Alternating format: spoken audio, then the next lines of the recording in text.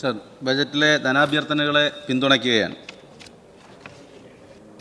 ബഹുമാനപ്പെട്ട പ്രതിപക്ഷ അംഗങ്ങൾ ചർച്ചയുടെ ഭാഗമായി സംസാരിക്കുമ്പോൾ അവർ പറഞ്ഞത് BJP-യുമായിട്ട് കേരളത്തിൽ ഇടതുപക്ഷം ധാരണയുണ്ടാക്കി എന്ന് പരത്താനാണ്.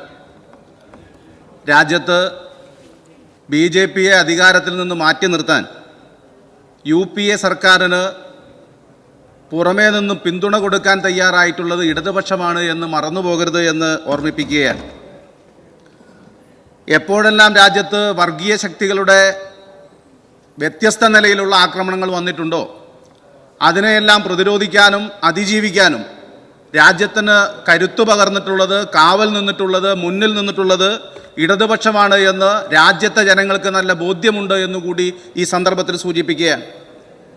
കേരളത്തിൽ കോൺഗ്രസിൻ്റെ നേതൃത്വമായിട്ടുള്ള KPCCയുടെ president I will go with BJP എന്ന് പറഞ്ഞത് നാട് മറന്നിട്ടില്ല.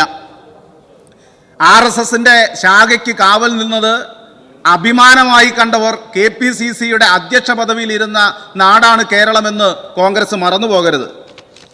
ഇവിടെ ഇപ്പോൾ രാഹുൽ ഗാന്ധിയെ വിമർശിക്കാനേ പാടില്ല എന്ന നിലയിലുള്ള അഭിപ്രായം ഇവിടെ പങ്കുവയ്ക്കപ്പെട്ടു.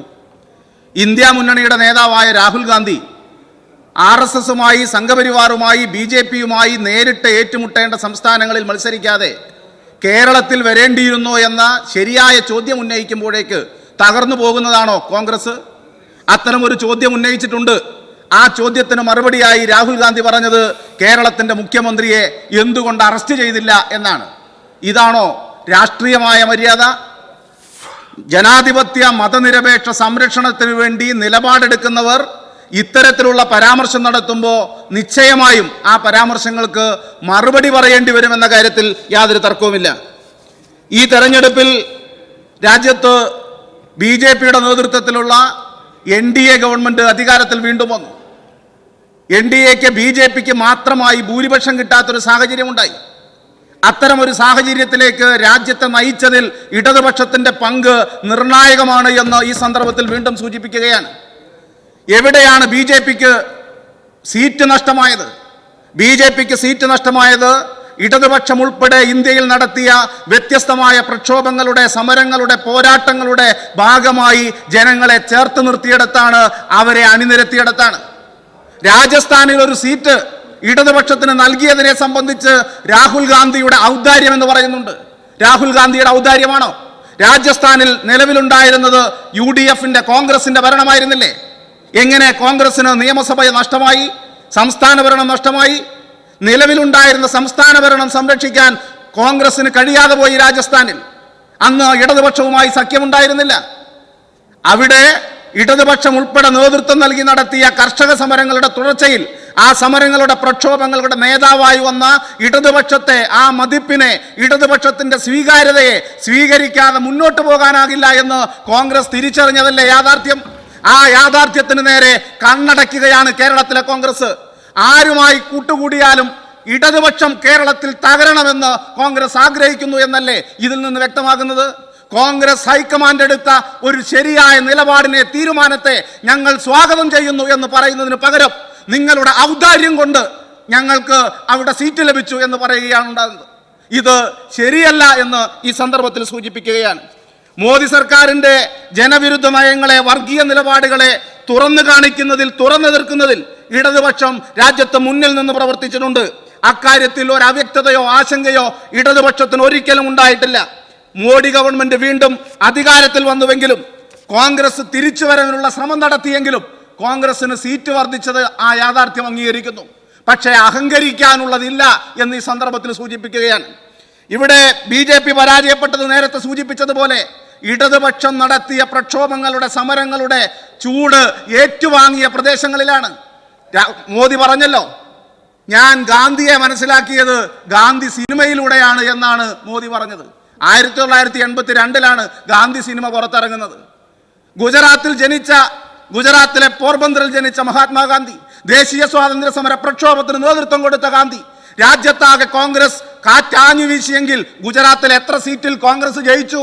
ഗാന്ധി പിറന്ന ഗുജറാത്തിൽ കോൺഗ്രസിന് എത്ര പാർലമെന്റിലേക്ക് എത്ര പേരെ വിജയിപ്പിക്കാനായി? നേരിട്ട് ഏറ്റുമുട്ടിയ ഒരു സ്ഥലമായിരുന്നില്ലേ? ഞങ്ങൾ കുറ്റപ്പെടുത്തുന്നില്ല, അഹങ്കരിക്കരുത് എന്ന് ഓർമ്മിപ്പിക്കുകയാണ്. നമ്മുടെ നാട്ടിൽ രാമക്ഷേത്ര നിർമ്മാണവുമായി ബന്ധപ്പെട്ട് എന്തായിരുന്നു കോൺഗ്രസിന്റെ നിലപാട്?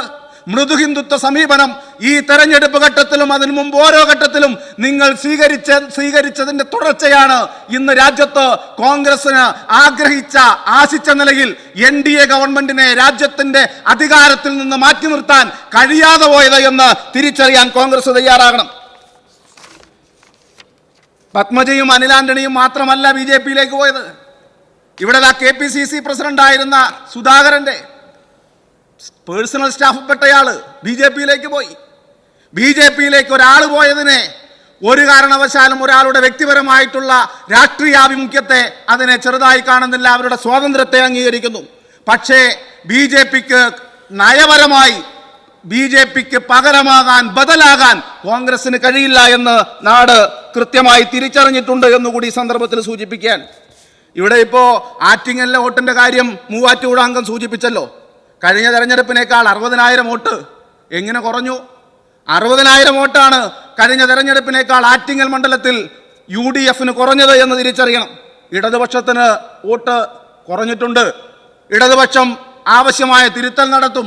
ജനങ്ങളുടെ അഭിപ്രായങ്ങൾ കേട്ട് അവരുടെ നിർദ്ദേശങ്ങളും അവരുടെ അഭിപ്രായങ്ങളും മാനിച്ച് തിരുത്തൽ വരുത്തി ഇടതുപക്ഷം കരുത്താർജിച്ച് മുന്നോട്ട് വരുമെന്ന കാര്യത്തിൽ യാതൊരു തർക്കവുമില്ല. ഇവിടെ ഇപ്പോൾ പോലീസുമായി ബന്ധപ്പെട്ട കാര്യത്തെ സംബന്ധിച്ച് പറഞ്ഞല്ലോ. വർഗീയ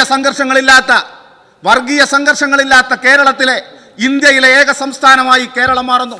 അത്തരം സംഘർഷങ്ങൾ ഇല്ലാത്ത സമാധാനം നിറഞ്ഞ നാടായി കേരളത്തെ കാത്തു സംരക്ഷിക്കുന്നതിൽ കേരളത്തിലെ ഇടതുപക്ഷ ജനാധിപത്യ മുന്നണി ഗവൺമെന്റ് എങ്ങനെ പോലീസിനെ കൈകാര്യം ചെയ്യുന്നു എന്നതിന്റെ കൂടി ഉദാഹരണമാണ്. ക്രമസമാധാന പാലനത്തിലും കുറ്റാന്വേഷണത്തിലും കേരള പോലീസ് രാജ്യത്തൊന്നാമതാണ്. ആധുനിക സാങ്കേതിക വിദ്യ ഉപയോഗിക്കുന്നതിൽ മുന്നിൽ നിൽക്കുന്നു.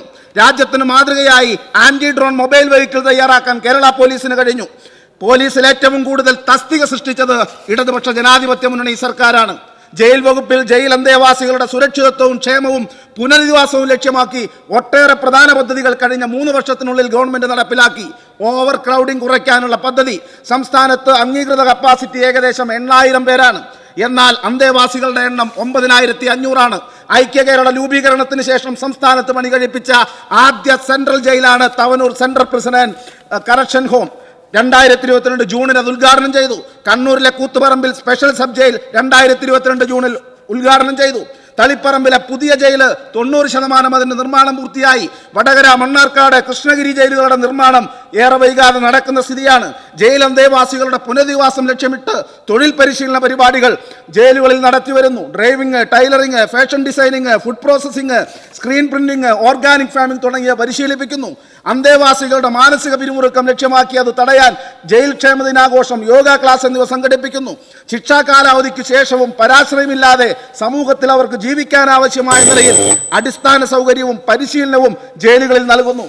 ചപ്പാത്തി, ബിരിയാണി, കഫ്തീരിയ, ബേക്കറി തുടങ്ങിയ ഫുഡ് യൂണിറ്റുകൾ, petrol pump, fashion designing unit, beauty parlour, carpentry, smithy, binding, weaving, tailoring എന്നിവ കൂടാതെ റബ്ബർ പ്ലാന്റേഷൻ, കശുമാവ് പ്ലാന്റേഷൻ, പച്ചക്കറി, പശുഫാം, ആട് ഫാം, കോഴിഫാം, മുയൽ ഫാം തുടങ്ങിയ അന്തേവാസികൾക്ക് തൊഴിൽ നൽകുന്നതിന് വേണ്ടിയിട്ടുള്ള നിലപാട് സ്വീകരിച്ച് കേരളത്തിലെ ഗവൺമെന്റ് മാതൃകാപരമായി മുന്നോട്ട് പോകുന്നു. നാടിന്റെ സുരക്ഷയെ, സമാധാനത്തെ നിലനിർത്തുന്നതിനും മുന്നോട്ട് കൊണ്ടുപോകുന്നതിനും ഒരു നിലയിലുള്ള മാഫിയ സംഘത്തിന്റെയും പിടിയിലല്ല കേരളത്തിലെ സർക്കാർ എന്നും അത്തരക്കാരെ കയ്യാമം വെക്കാനുള്ള ആർജവമുള്ള നിലപാടുള്ള ഗവൺമെന്റാണ് കേരളത്തിലെ ഗവൺമെന്റ് എന്നുമാണ് ഇതിന്റെ ഭാഗമായി വ്യക്തമാക്കുന്നത്. ഈ ധനാഭ്യർത്ഥനയ്ക്ക് നിശ്ചയമായും ഒരിക്കൽ കൂടി പിന്തുണ നൽകിക്കൊണ്ട് ഞാൻ നിർത്തുന്നു.